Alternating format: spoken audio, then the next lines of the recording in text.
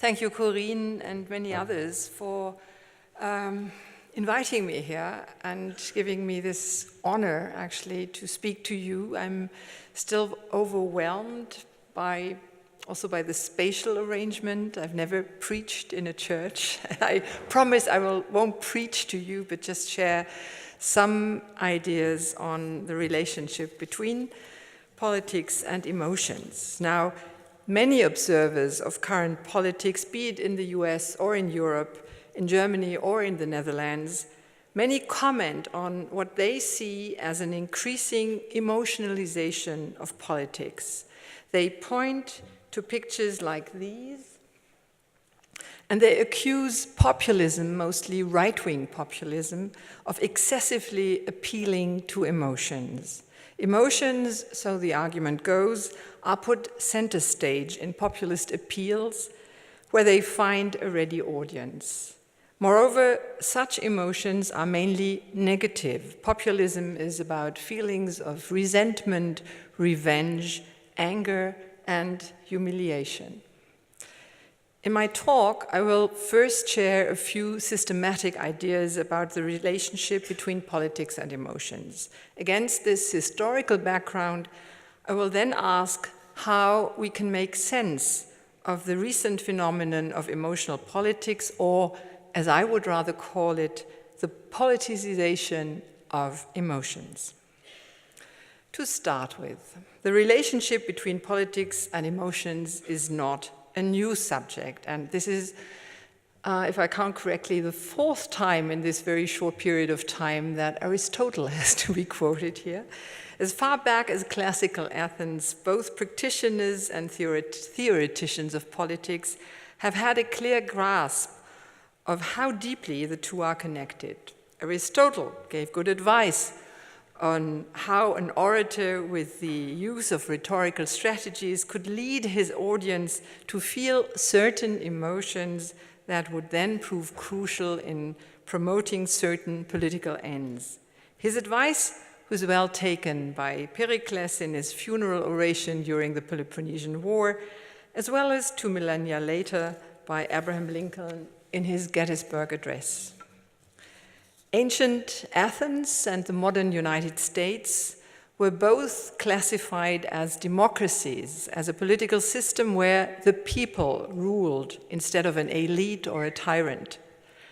People's rule demanded different strategies to persuade and mobilize support, in contrast to a tyranny or absolutist regimes. Democracies depended on people's consent, and this consent had to be engineered, as PR specialist Edward Bernays wrote in 1947. Emotional appeals and propaganda served that end. Among those emotional appeals, a major issue was and is trust. Trust between those who govern and those who are governed. Beginning in the 1950s, and even more so towards the end of the 20th century, politicians became obsessed with trust. National surveys and opinion polls regularly asked citizens if they trusted political institutions, political parties, or governments. In pre-democratic times, trust was not an issue. The relationship between the monarch, who ruled with absolutist powers, and his subjects was seen as solid and stable. This was reflected in the semantics of loyalty. Subjects owed it to the monarch simply because they were subjects and he was the king. He repaid them by protecting the country against foreign enemies as well as against internal strife and hardship. Such mutual loyalty was thought to be a given and supposedly could not be broken until French citizens saw their king flee the country and conspire with emigrants and foreign enemies. France then became a republic, and Louis Capet was guillotined in 1793. Trust thereafter figured as the paradigmatic democratic emotion in republics as well as in constitutional monarchies as they continue to exist in several European countries, among them the Netherlands. The king or queen performed trust in her people by sharing her power. The people proclaimed their trust in the queen and her government. But they did so, and do so, only for a limited period, after which they can withdraw their trust and vote a different government into power. Trust was thus turned into a major bargaining chip. In democratic politics, people's representatives have to prove that they have earned the people's trust by keeping their promises and behaving in a way that satisfies their voters' moral and material expectations. At the same time, voters are free to hold their representatives accountable and adjust their own political preferences. At least in theory, the people and those whom they elect into office are bound by reciprocal trust and the proof of trustworthiness. In practice, and from very early on, politicians try to secure the people's trust by employing various communication strategies. They stage themselves as approachable persons who listen to citizens' needs and worries, but they also provide their own list of what constitute preferable desires and legitimate grievances. The first to do so were the socialist parties that sprang up in the second half of the 19th century. They used two major mechanisms of persuasion: inclusion and exclusion. Inclusion meant to homogenize their political constituency by encouraging their participation in a dense network of associations from the cradle to the grave. They also effectively built their own media and communication networks with a great number of dailies and weeklies, including their own publishing companies and channels of distribution. This network of media and associations sent a strong inclusionary message to party members and their families. But it also worked with messages of exclusion. It clearly showed who the enemy was: capitalists, the government, conservatives, liberals. Both messages were charged with serious emotional content. Inclusion drew upon the powerful concepts of solidarity and hope. Exclusion was achieved through a highly moralized image of greedy, cruel, exploitative entrepreneurs and an oppressive police state that supported them. Socialists were not the only ones to employ such emotionally binding strategies. Catholic parties showed a similar pattern. In this country, Protestants likewise formed their own parties, trade unions, cooperatives, associations, and educational institutions. As you know far better than I do, Dutch society since the early 20th century experienced a high degree of pillarization, verzuiling, with separate and relatively stable milieus. They remained socially and morally apart, but they cooperated in parliament, which allowed for political compromise and consensus seeking. As the days of verzuiling, do I pronounce that in the right way, came to an end in the 1960s and 1970s, parties lost their stable base, be it that of class or religion or ideology. They turned into so-called catch-all parties or people's parties. In the Netherlands, Protestant and Catholic parties merged in 1980 to form the Christen-Democratisch Appel. 4 years earlier, socialist and Catholic trade unions had already joined forces. A decade later, Prime Minister Wim Kok announced that the Socialist Party should shed its ideological feathers. In West Germany, similar developments took place right after the Second World War. The Social Democrats followed suit in 1959 when they dropped Marxism and the class struggle in favor of ethical appeals to humanize capitalism. This meant moving beyond the party's old working class base and embracing the full spectrum of potential voters.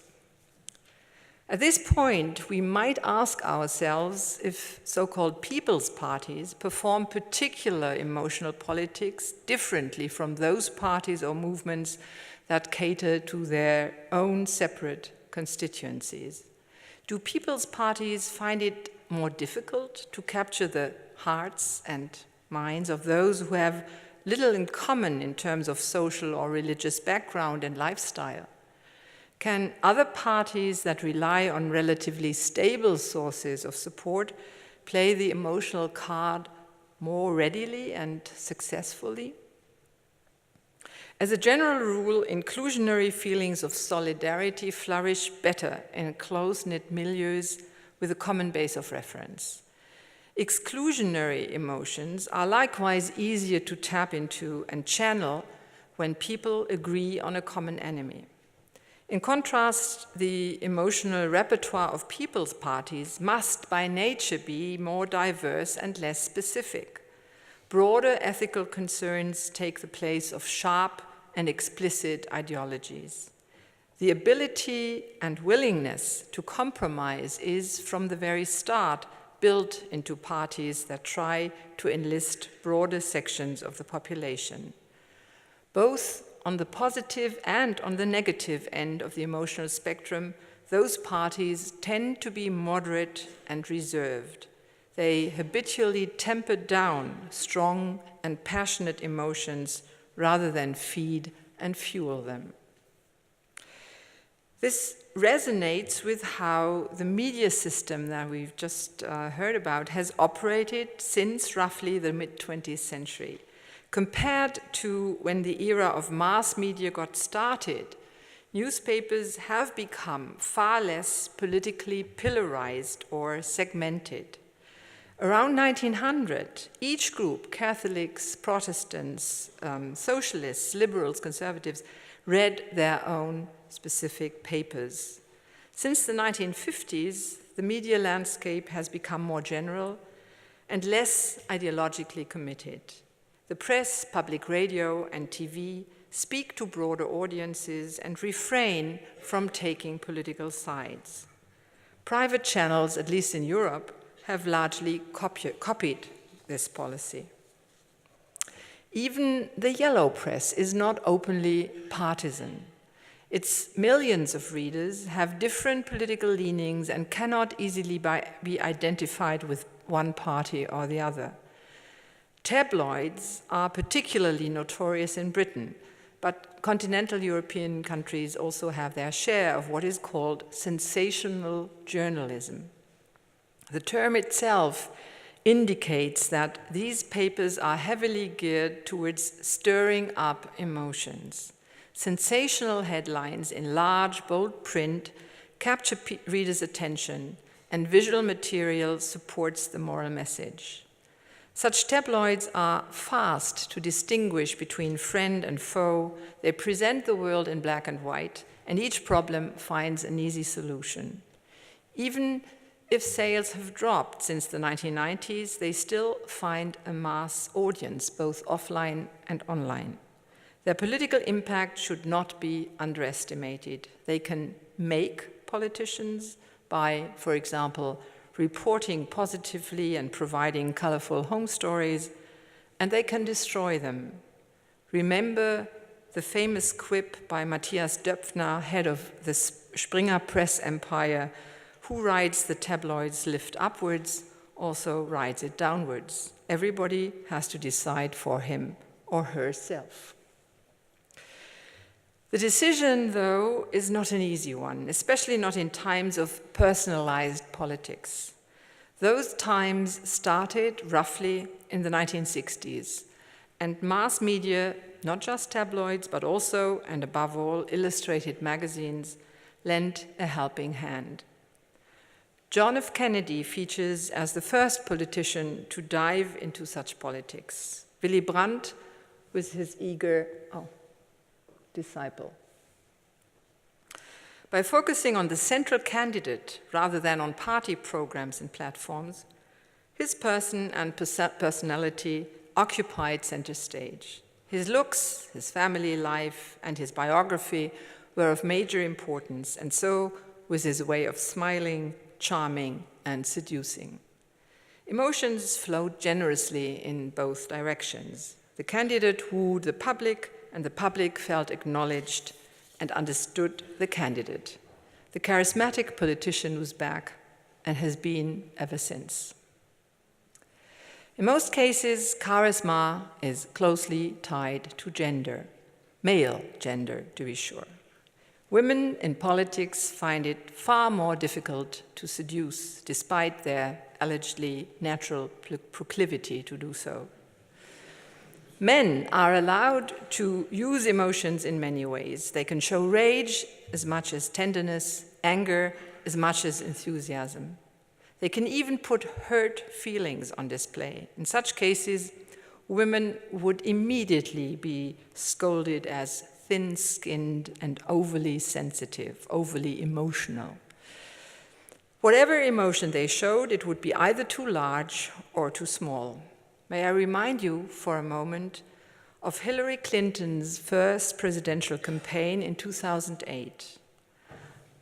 After she had come in third in the Iowa caucus, she confessed in front of TV cameras that the experience was really hard for her. Quote, "This is very personal to me. It's not just political." Her broken voice and her almost tears obviously shifted the female vote and won her the New Hampshire primary. In the eyes of many, she had been too masculine, a kind of iron lady who was all about ambition, strategy, calculation. What befits men does not befit women, though. Nor can women afford to be overly whiny and personal, because this makes them, so it seems, incapable of taking tough decisions and being strong leaders, something that we experience with Theresa May just now. Such presumptions, by the way, are shared by both male and female citizens. What women love about Donald Trump, his brazenness, his offensive language, his self-centeredness, they would not tolerate with Hillary Clinton or any other female politician. Let me quickly sum up some points made about the relationship between democratic politics and emotions so far. First, emotions have long since been analyzed as major factors in the political field. With the introduction of parliamentary democracy, with universal suffrage and the emergence of a political mass market, political passions were kindled, monitored, and engineered by a great many political players, parties, unions, professional interest groups, and associations with membership numbers that went into the hundreds of thousands, or even millions. Emotions were functional in mobilizing internal support and allegiance. They served as glue among members as well as between leaders and the rank and file. Second, emotions performed best in polarized and polarizing political settings. Distinguishing sharply between friends and enemies helped elicit strong emotions of belonging and equally strong passions of aversion. Such distinction is facilitated and encouraged by social and moral segmentation. Third, with the erosion of segmented or pillarized socio-moral milieus, parties reinvented themselves as people's parties. This posed a complex challenge. Platforms became less important, and so did ideologies. Compromise and cooperation were writ large, and with them came the tempering of political passions. Fourth, this trend was accompanied, but also in a way counteracted, by the rise of personalized politics in the 1960s and after. The charisma of those who aimed at political success depended largely on their ability to perform the right emotions at the right moment. It also depended on their ability to emotionally attract and engage the audience, both party members and potential voters alike. Fifth, the media was actively complicit in the process of charisma building as well as in its destruction. Tabloids, above all, sought to capture readers' attention with emotionally expressive headlines and images. They also worked to stir up readers' emotions and direct them for or against a certain cause or person. That said, where do we stand now? How can we make sense of current developments that are seemingly bringing emotions back into a heavily polarized and polarizing political landscape? My argument here is that we are presently faced with a new phenomenon that I call the politicization of emotions. Most commentators tend to take the opposite view. They talk about the emotionalization of politics. But as I try to show in the first part of my talk, this is nothing new. What is new is that emotions have become a political argument in themselves. They are used not as internal glue or as a way to mobilize constituencies. They are not serving politics, they are doing politics. In order to understand this development, we have to go back to the late 1970s and 1980s. The political scene then was structured by large people's parties. Political culture favored deliberation, compromise, and expert opinion. At the same time, voting behavior became increasingly volatile as traditional political milieus fell apart. Voters changed preferences or abstained more frequently. They seemed to follow sudden moods rather than remain loyal to the party that they had voted for in the past. Some observers started talking about political apathy, about Politikverdrossenheit. I assume that there must be a Dutch word for that as well, which is probably closer to the German than to the English apathy. Others diagnosed a tendency towards Stimmungsdemokratie. Oh gosh, where is that now? Oh, okay, no. Here we are. But towards Stimmungsdemokratie, roughly translated as a democracy of sentiments. A growing portion of voters in Europe and in the US decided at the very last minute how they would cast their votes. They were thus highly susceptible to informational strategies launched by parties and media. At the same time, we're still talking about the late 1970s and 1980s, we see new players entering the political marketplace. Frustrated with party politics, citizens organize in social movements that often cluster around single issues: nuclear power, rearmament, environmental protection, or women's rights. They share strong moral convictions and they engage in passionate politics. Passion here is tied to personal experience. The personal is political, to feelings of humiliation, anger, or fear. Yet, those movements also produce positive feelings like solidarity, enthusiasm, self-confidence. As a general rule, and this is altogether new, they highly value emotions as a personal and political asset. Having strong emotions is not seen as a defect and a calamity. Instead, it is cherished as a proof of authenticity and sincerity. It gives credence to one's political demands and actions, and it is seen as a source of strength rather than frailness. The ennobling of emotions did not come out of the blue. It has been prepared and heralded by a therapeutic culture that, starting in the US, has quickly spread throughout West European societies since the 1970s. People young and old learned to acknowledge their emotions as the true expressions of being human and humane. They learned to trust their emotions, and they learned to work on and through them. Suppressing or hiding emotions was no longer held to be a good thing, quite to the contrary. Expressing them both liberated the individual person and society at large. At least, so they said. Emotions were thus taken to be powerful means of communication. They actively built relations between people in positive and negative ways. Respecting and not hurting each other's feelings set the tone in personal connections from the family to the workplace.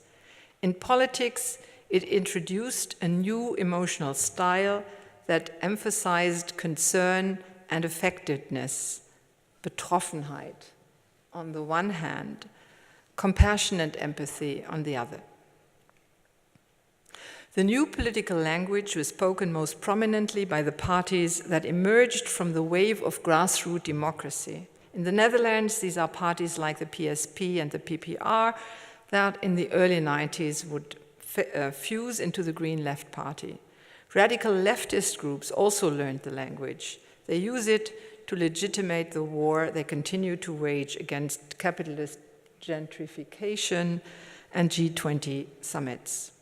More recently and conspicuously, the language has been adopted by right-wing populism. Fear looms large in right-wing discourse. Fear of globalization, of migration, of losing one's homeland, its culture and traditions to foreigners, especially to those of Muslim faith. Humiliation also has its share. Ordinary people allegedly feel humiliated by elites who do not care about them. Remember again Hillary Clinton's quip about the deplorables. People from the provinces feel humiliated by cosmopolitan English-speaking urbanites. In Germany, the East-West divide gets resuscitated when Easterners claim to suffer humiliation committed by the Westerners who took control of their country after 1990. Merging fear and humiliation, the mix quickly turns explosive. Encouraged by their leaders' aggressive rhetoric, people feel fully justified in lashing out against those whom they fear or accuse of humiliating strategies. Their resentment against the elites and the lying press finds an expressive outlet and turns into rage and hatred.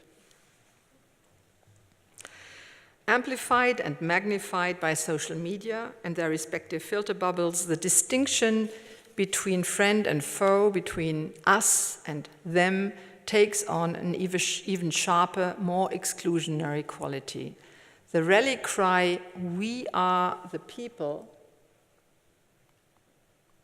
and you are not, all of you who are sitting here are not, of course, is meant to say that, again, they are not.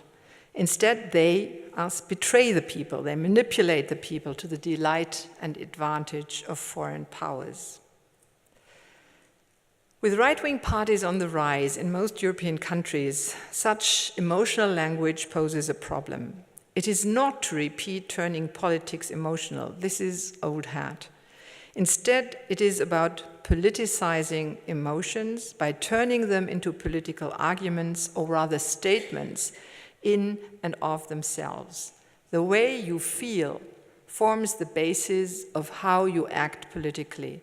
It feeds and directs your politics, and deliberately so. Emotions are non-negotiable. They simply exist, or so it seems. Now, what is problematic about this? As we have seen, politicizing emotions can have a positive effect. Back in the 1980s, emotions mobilized people to take action, to draft their own political agenda, and force the political system to engage with this agenda. So far, so good. Comparing the good old times with the more recent developments, however, we discover both similarities and differences. As to similarities, emotions have been referred to as reflecting sincere personal experiences.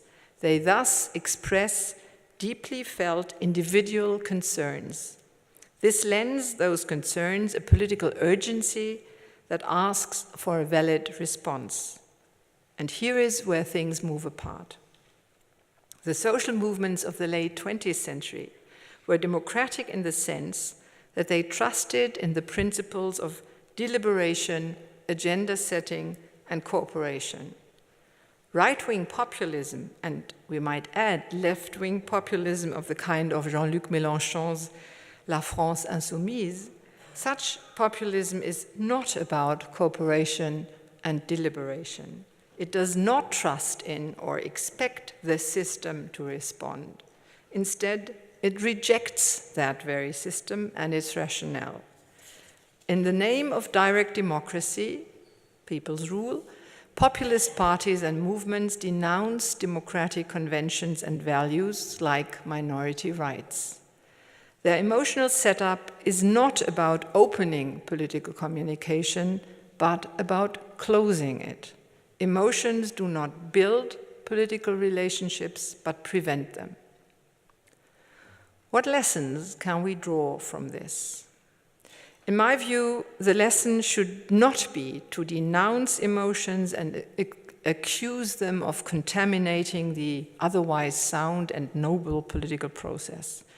Bearing in mind the dynamic history of emotions in politics, which was about my first argument, we should rather aim at reinvigorating democratic emotions. We should passionately defend our open society against those who aim to shut it down.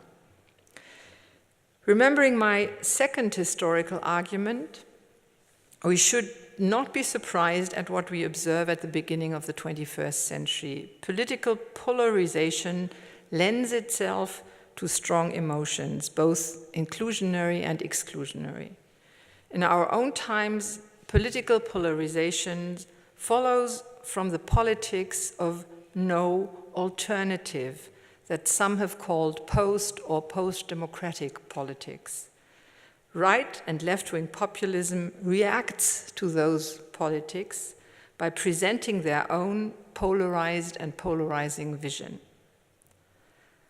I do not see this as a fundamental problem. Instead, it reminds us that politics is more than an expert-based, no-nonsense affair.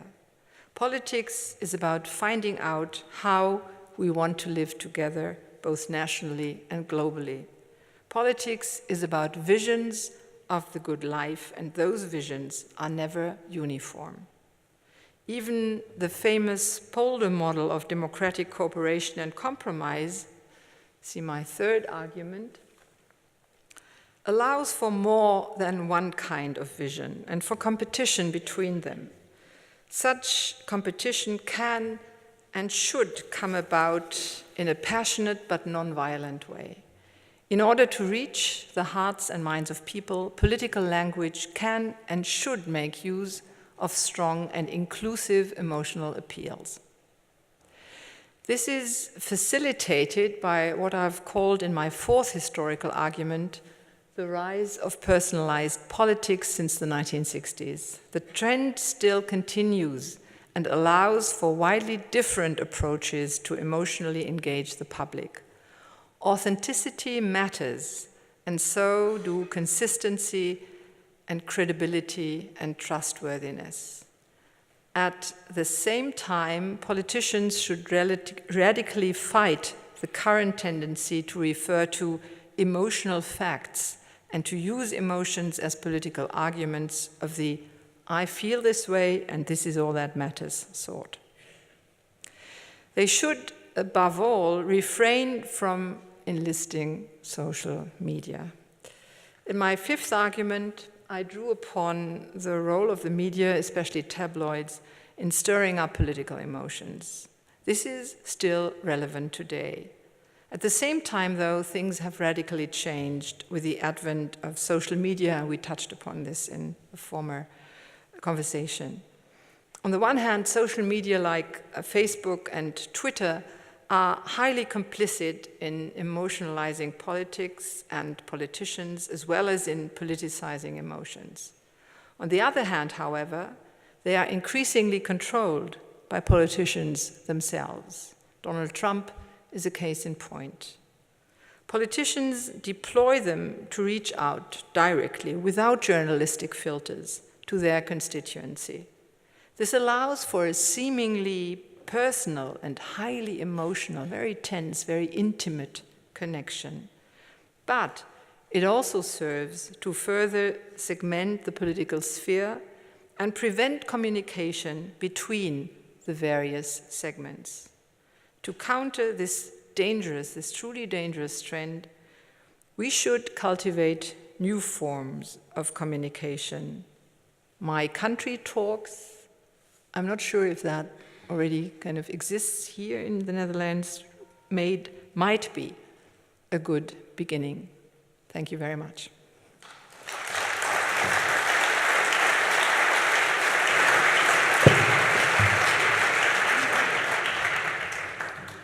Well, thank you very much, Ute, for a very beautiful lecture and making clear, as if you allow me to say that, democracy actually needs emotions to exist, cannot do without emotions, and so we should value emotions. And I was wondering, when I heard your speech saying, do you think we can do without enemies in the political sphere? Well, I think we can do without enemies. We can't do without opponents, and that's the difference. Okay, okay. We have to fight all the time because there's more than one vision of the good life. What we shouldn't think of the other as our enemy that we have to destroy and annihilate. And that's a kind of a new language that I see coming up in the social media. It's about annihilation, yes, and not about, okay, let's engage. She thinks this way, I think this way. Maybe we find a way. And that's exactly what these My Country talks tries to do. Tries to take out the enemy idea. Yeah. And also, I was wondering if emotions have become an argument in themselves, what kinds of emotions would apply to rule of law and the value of democracy? Have you any thoughts on that? Well, I come back to my very first argument about trust as being the democratic emotion per se, and the rule of law is about trusting due procedure, that the rule of law kind of is there for all of us in the same way. To everyone, and there is no special rule for politicians or for citizens or for rich people or for poor people. May I add one thing about the conversation that you had with Mark?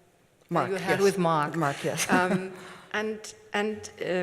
Mark made a very strong point about emotions and emotional messages and emotional communication being truthful. Yeah.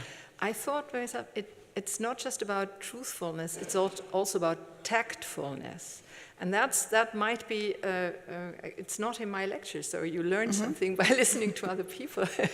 I thought the problem is if emotions are, are used in a way that minimize the distance between people, a distance that is absolutely crucial to engage in any kind of communication, be it political, be it even, kind of neighborly or at the workplace.